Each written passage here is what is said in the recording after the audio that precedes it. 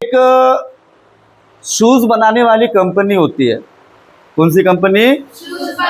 Shoes बनाने वाली company रहती है जो शूज का बिजनेस करती है। ठीक है, अब वो जो शूज बनाने वाली कंपनी होती है ना, उसको अपना बिजनेस एक्सपांड करना होता है। बिजनेस क्या करना होता है बोलो? एक्सपांड करना होता है। तो बिजनेस एक्सपांड करने के लिए कंपनी अपने दो सेल्समैन को, बराबर है, एक का नाम रहता है रमेश और दूसरे सेल्समैन का नाम क्या होता है? सुरेश। ये दोनों को ना एक दूसरे प्लेस पे भेजती है। किस चीज के लिए? अपने बिजनेस को एक्सपांड करने के लिए। जाओ और हमारे जूते चप्पल का आप क्या करो? प्रमोशन करो। क्या करो? तो एक दूर दराज के द्वीप पे भेजती है कंपनी उनको। ये दोनों सेल्समैन फ्लाइट लेते हैं और वो द्वीप पे पहुंचते हैं। अब वो जब वहां पे पहुंचते तो क्या देखते हैं कि बोले वहां पर लोग अभी भी पुराने जमाने में रह रहे हैं। अभी भी वहां पे जो बेसिक फैसिलिटी है वो उनके पास अवेलेबल। वहां पे कोई जूते चप्पल पहनता ही नहीं है। उनको पता ही नहीं है कि जूते और चप्पल नाम की भी कोई चीज होती है जिनको पहनना पड़ता है। बरोबर है कि नहीं? तो इनको कोई आइडिया नहीं होता। ये दोनों लोग जाते हैं, रमेश और दोनों सेल्समैन है, कंपनी का प्रमोशन करने गए।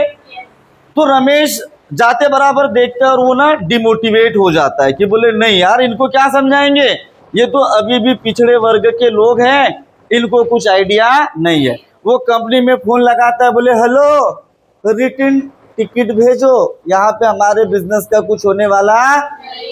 तो कंपनी रिटर्न टिकट भेजती है और वो वापस चला जाता है। लेकिन जो दूसरा सेल्समैन है, कौन? सुरेश, उसको वहां पे नजर आती है अपॉर्चुनिटी। क्या नजर आती है? बोले वो फोन करता है कंपनी में कि बोले 2 ट्रक भर के भेजो जूते चप्पल, 2 ट्रक भर के भेजो। यहाँ पे तो बोले बहुत सारे कस्टमर मिलेंगे, यहाँ पे कोई भी व्यक्ति जूते और चप्पल नहीं पहनता। तो बोले हम उनको कन्विंस करेंगे कि बोले जूते चप्पल पहनो, कंकड़ पत्थर आपको नहीं गलेंगे। बरोबर है कि नहीं? तो कंपनी उसको भेजती है और उसका बहुत अच्छा प्रमोशन होता है। सारा का सारा जो भी स्टॉक आता है कंपनी से पूरा का पूरा क्या हो जाता है? सेल हो जाता है। और वो सुरेश नाम के सेल्समैन की वजह से कंपनी को बड़ा प्रॉफिट होता है। ठीक है, और उस प्रॉफिट का हिस्सा कंपनी किसे देती है? सुरेश को। उसको अपने कंपनी का पार्टनर बना लेती है। कंपनी का वो क्या बन जाता है? पार्टनर। प्रमोशन, इंसेंटिव, सारी चीजें उसको मिलती है और उसकी जिंदगी बेहतर हो जाती है। लेकिन जो पहला सेल्समैन था, कौन? आज भी वो क्या है? सेल्समैन ही है। तो मोरल ऑफ द स्टोरी क्या है बोलो? कि अपॉर्चुनिटी हमारे सामने ही होती है।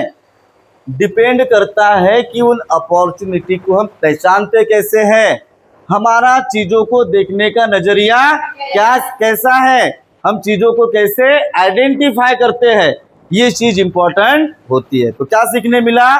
कि अपॉर्चुनिटी के लिए रोने की जरूरत नहीं है, अपॉर्चुनिटी हमारे सामने ही है। फर्क सिर्फ इतना है कि हमें उसे पहचानते आना चाहिए। समझा? धन्यवाद।